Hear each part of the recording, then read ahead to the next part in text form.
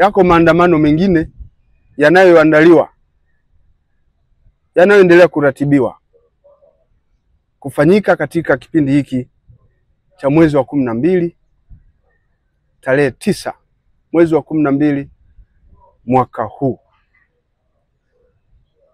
Taarifa hizo Jeshi la Polisi mkoa wa Mwanza tukishirikiana na vyombo vingine vya ulinzi na usalama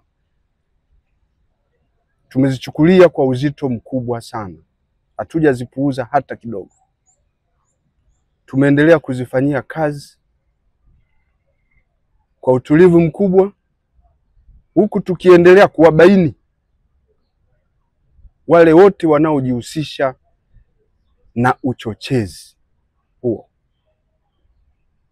ambapo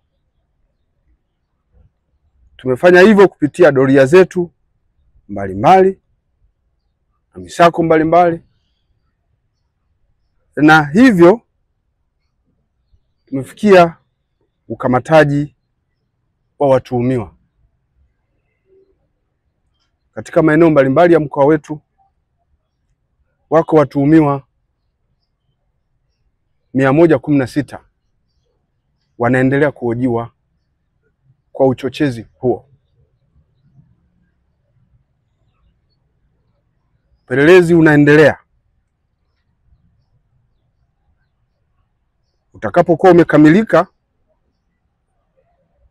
hatua za kisheria dhidi yao zitachukuliwa.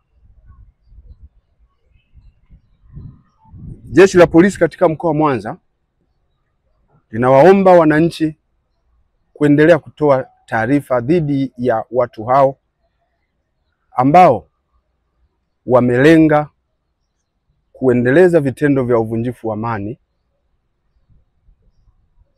wamelenga kusababisha kuondoka kwa utulivu na usalama katika mkoa wetu.